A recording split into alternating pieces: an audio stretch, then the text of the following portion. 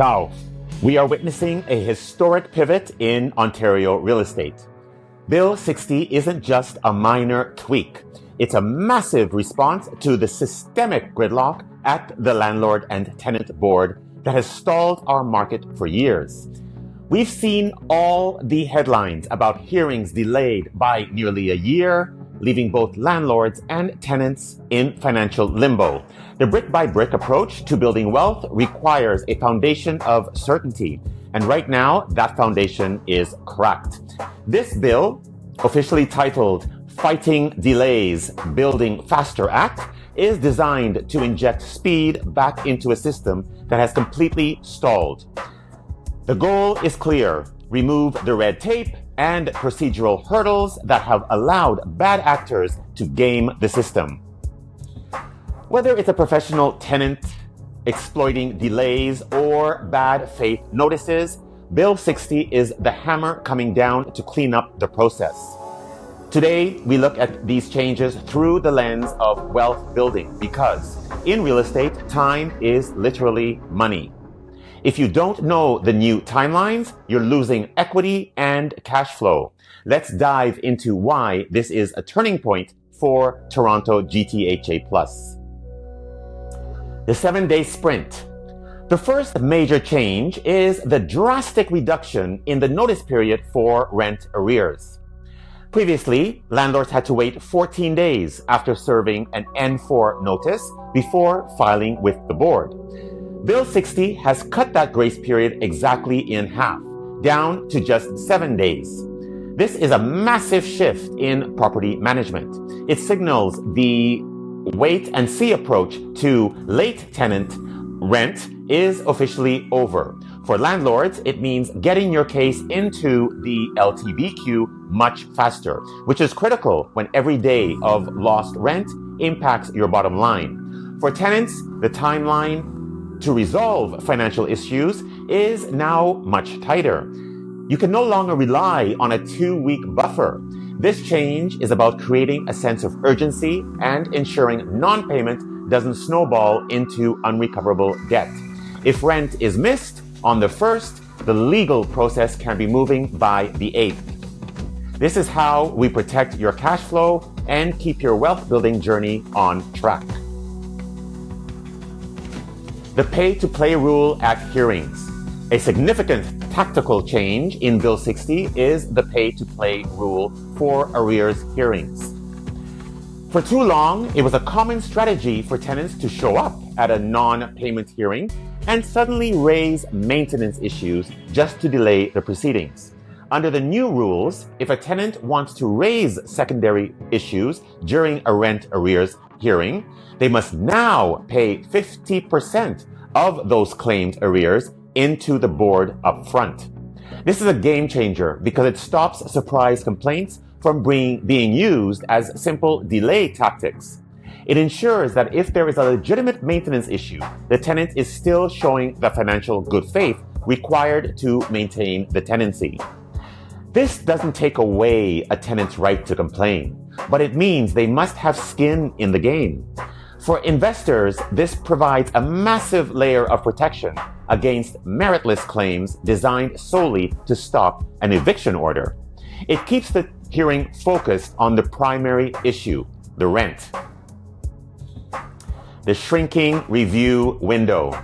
Timing, as I said before, is everything. In the new Ontario rental landscape, it's even more important, extending all the way to the end of the legal process. Bill 60 has significantly narrowed the window for requesting a review of an LTB order. Previously, parties had 30 days to file a request if they felt a decision was flawed. That window has now been slashed to just 15 days. In the world of real estate, 15 days, including weekends, goes by in a heartbeat.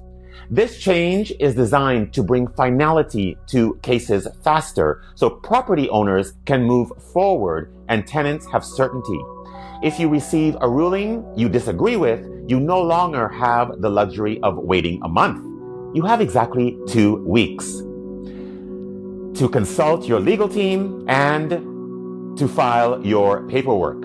This is the government's way of ending endless litigation. It demands that you stay organized and reactive.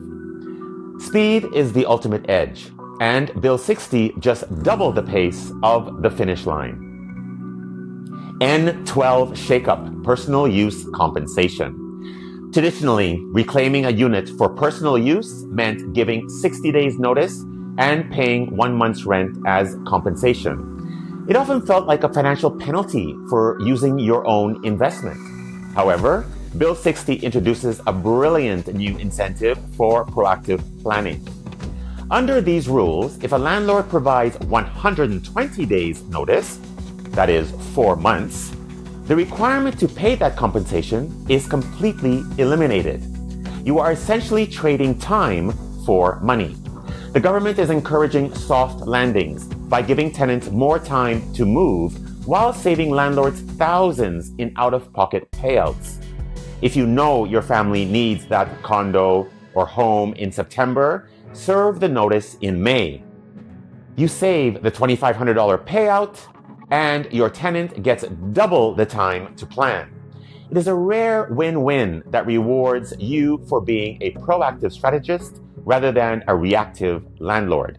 This is how we manage a portfolio with intelligence and foresight.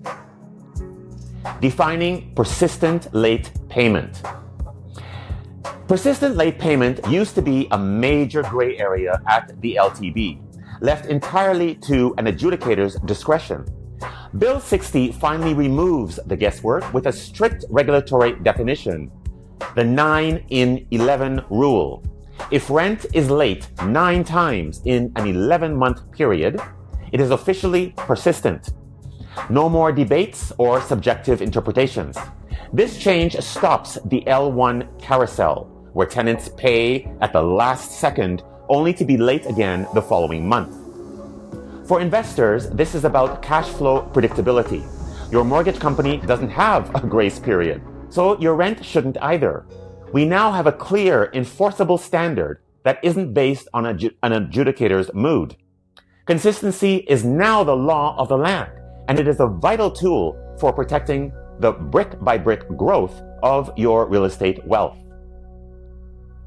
The bad actor database and enforcement. Speed at the board is useless if you can't get an order enforced. That's why Bill 60 is funding new enforcement staff to bridge the gap between the LTBO order and the sheriff's arrival. But the real shift is the move toward a public, searchable database of LTB decisions. This makes reputation management your most important asset. Whether you are a landlord or a tenant, your track record is becoming a public digital history. Professional tenants who skip rent or landlords who ignore maintenance will have that history follow them for life. This is digital accountability. It changes vetting entirely, making LTB behavior as visible as a credit score. As an example, if I see a tenant has been to the board 4 times for non-payment, that's an immediate red flag.